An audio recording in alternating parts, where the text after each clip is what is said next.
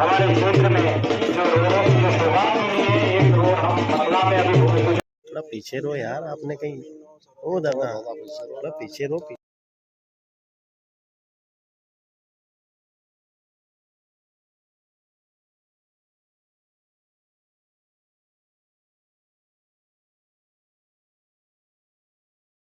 के सदस्य बैठे हैं, ऐसे सभी लोगों से निवेदन करूंगा, पार्टी के जो हमारे पदाधिकारी हैं वो सब लोग आए और माननीय अनिल फिरोजिया जी का और बंसीलाल गुर्जर जी का स्वागत करेंगे। मैं किसी को अलग अलग पृथक से नाम लेकर नहीं बुला रहा हूँ, आप सब लोगों से करबद्ध निवेदन कर रहा हूँ, जो भी अपने सरपंच हैं, जनपद सदस्य हैं, सब लोग पधारे। और जाति है युवा और चौथी जाति है महिला। इनका जब तक समुचित विकास नहीं हो जाता और विकास की मुख्य धारा में ये सब जब तक शामिल नहीं हो जाते, तब तक देश का विकास अधूरा रहेगा। इसलिए मोदी जी ने विकास की जो शुरुआत की इन चारों वर्गों से की है और उसका परिणाम क्या आया आप सबने देखा होगा कि हमारे देश में जो सरकारें भारतीय जनता पार्टी की सरकार के पहले रही, उन सारी सरकारों ने महिलाओं को उतने अधिकार नहीं दिए और महिलाओं के वोट प्राप्त करते रहे। लेकिन जब भारतीय जनता पार्टी की सरकार 2024 में फिर से बनी, तो माननीय प्रधानमंत्री जी 2024 के पहले वाली जो सरकार थी, उस सरकार में नारी वंदन विधेयक लाए और 33% सीटें महिलाओं के लिए लोकसभा और विधानसभा में आरक्षित करने का काम नरेंद्र मोदी जी की सरकार ने किया। इस देश की 70% आबादी गांव में निवास करती है और 70% उसमें जनता किसानी, खेती किसानी का काम करती है।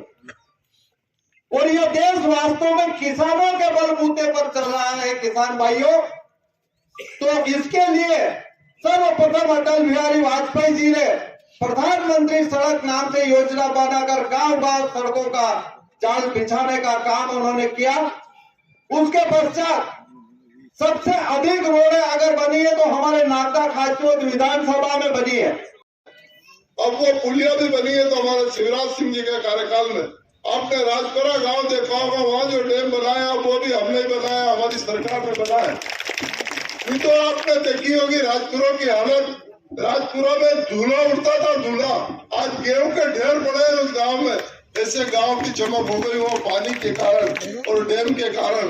मैं आदरणीय डॉक्टर साहब से अनुरोध करना चाहूंगा, एक मिनट सरपंच साहब, एक मिनट, मैं डॉक्टर साहब से अनुरोध करना चाहूंगा कि ये जो रोड है किसी भेदभाव के, मेरा आप सबसे निवेदन है कि नरेंद्र मोदी जी की सरकार इस देश में जिस तरीके से काम कर रही है, डॉक्टर मोहन यादव जी की सरकार जिस तरीके से मध्य प्रदेश में काम कर रही है, इन सरकारों ने रखूंगा, आपको झूठा आश्वासन नहीं दूंगा, ये मेरा स्वभाव है। ये थोड़ी देर के लिए किसी को अच्छा भी लगता है, किसी को बुरा भी लगता है, पर मैं आप सब लोगों को बहुत सारा धन्यवाद देना चाहता हूं। मेरे पास कोई शब्द नहीं है। जितने प्रेम से आप सब लोगों ने मुझे आशीर्वाद दिया, और केवल आपका प्रेम ही नहीं था, उस प्रेम के साथ आप सब लोगों का बहुत बड़ा विश्वास भी था। और आज इस मंच से जब मुझे आपसे बातचीत करने का अवसर मिल रहा है, तो मैं आपको विश्वास दिलाता हूं कि मैं आपके भरोसे पर खरा उतरने का काम करूंगा, आपके विश्वास को टूटने नहीं दूंगा। मैं आज इस मंच से एक दो बातें और भी कहना चाहता हूं। मुझे उत्तर प्रत्युत्तर देने की आदत नहीं है। अगर कोई साधारण सा व्यक्ति भी मुझ पर कटाक्ष करता है या मेरे खिलाफ सोशल मीडिया पर लिखता है, मैं जवाब नहीं देता हूं। मैं जानता हूं लोग अपने आप समझने वाले हैं। मैं जानता हूं कि जो काम करूंगा वो लोगों के सामने आएगा, और जब सामने आएगा तो किसी को कहने की बताने की आवश्यकता भी नहीं पड़ेगी और आलोचना से कोई फर्क भी नहीं पड़ेगा। ये मेरा विश्वास है आप लोगों को। आज भी मैं एक बड़े समाचार पत्र को पढ़ रहा था। उस समाचार पत्र ने लिखा, अरे साहब ये सड़क तो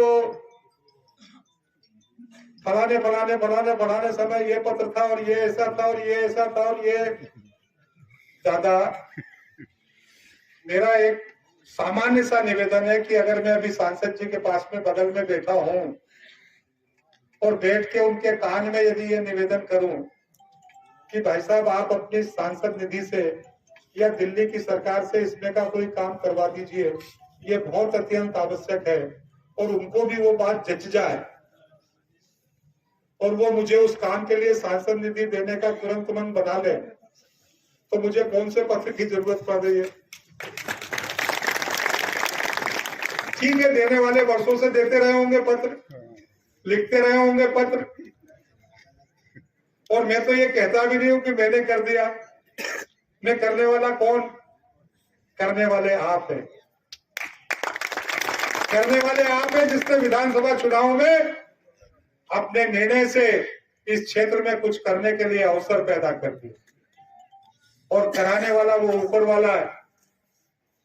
मैं तो कहता हूं, हमारे गोपाल जी की पत्नी जब नगर पालिका की अध्यक्ष हुआ करती थी तो टेबल पर एक तख्ती रखी रहती थी, करते हो तुम कन्हैया मेरा नाम हो रहा है। अरे तुम्हारी 30 साल की कांग्रेस की सरकार में जो काम नहीं हुआ 25 साल पहले हो जाता, 20 साल पहले हो जाता, 15 साल पहले हो जाता, 10 साल पहले हो जाता, और यदि तब भी नहीं हुआ, अभी 5 साल पहले हो जाता, 6 साल पहले, तब भी नहीं हुआ, कमलनाथ की 15 महीने की सरकार बनी उसी समय हो जाता। 31 करोड़ से ज्यादा राशि तो इस सड़क की स्वीकृत करने का काम मध्य प्रदेश की भारतीय जनता पार्टी की सरकार। तो फिर ये तो कहना ही पड़ेगा कि भाजपा ने बनाया है, और उसकी प्रशासकीय स्वीकृति, सारी व्यवस्थाएं, टेंडर प्रक्रिया, सब कुछ जब वर्तमान में राशि स्वीकृत करने से लेकर, और आप में से तमाम लोगों को पता होगा कि पहले के किसी विधायक ने उस रास्ते पर चक्कर लगाया हो या नहीं लगाया हो, लेकिन जिस सड़क को बनाने का आज भूमि पूजन हम करने वाले हैं, उस सड़क पर पैदल और मोटरसाइकिल से चलकर पूरा निरीक्षण करने का काम मैंने किया। जिन लोगों ने मुझे खेतों पर चलते हुए देखा होगा उनको पता होगा, और लोगों को आश्चर्य लगा होगा। और जब मैं नागदा में ईंट के भट्टे के बगल से निकल रहा हूँगा तब तो लोगों को लगता होगा ऐसा तो नहीं कि डॉक्टर साहब भट्टे वालों को निपटवाने के लिए आ गया कहीं, कौन सी सरकारी जमीन। मैंने कहा कहीं नहीं, मैं तो अपने काम से आया हूँ। लोग बड़े चिंतित हो गए, डॉक्टर साहब आज इधर क्यों निकले, ऐसा तो नहीं कि हमारा कुछ। तो मैं ईंट के भट्टों से लेकर तो मोकड़ी तक, और जब मोकड़ी से लेकर तालोब तक मैं घूमा तो मुझे लग रहा था कि यार यहाँ तो कोई रास्ता ही नहीं है, ये तो शुद्ध रूप से अगर निकल कर जाने वाला है तो खेतों में से निकल कर जाने वाला है। हमारे तालोब के आख्या के सरपंच साहब बैठे हुए। अब ये एक अलग बात है कि लोगों को लगता है कि मैंने रास्ते ही नहीं देखे, लोगों को लगता है कि मैं लोगों को पहचानते ही नहीं हूं। मैं नस नस से वाकिफ हूं एक एक व्यक्ति की, कौन क्या करता है। मैं इस काचरोद नागदा विधानसभा के केवल प्रमुख मार्ग नहीं, पगडंडियों से भी वाकिफ हूं। पगडंडियों से भी मैं बहुत युवा कार्यकर्ता था, और मान्यवर लाल सिंह जी साहब जब दूसरा चुनाव लड़ रहे थे, ग्रामीण क्षेत्र में आने वाले एकमात्र कार्यकर्ता होते थे अवधेश भट्टागर जी। शहर के, गांव के लोग तो आते थे, मैं शहर की बात कर रहा हूँ। काम उचित है तो ठीक है, आपके कार्यकाल में पूरा नहीं हो पाया, लेकिन तेज बहादुर सिंह आपका सेवक होने के नाते उस काम को करने का पूरी ताकत के साथ प्रयास करेगा, ये भी आपको विश्वास दिलाता हूं। लेकिन एक निवेदन इसके साथ जरूर करता हूं। ये आई देखो बेटा, आई देखो।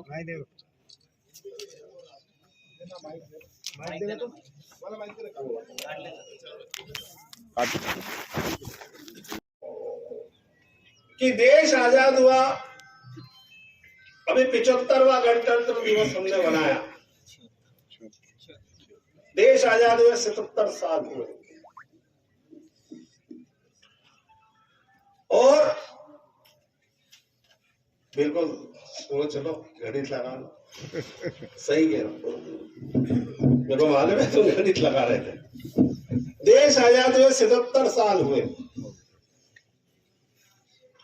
लेकिन प्रधानमंत्री हुए नेहरू जी, लाल बहादुर शास्त्री, श्रीमती इंदिरा गांधी जी, राजीव गांधी जी, नरसिम्हा राव जी, गुजरात जी, एक लंबी देश के प्रधानमंत्री हुए।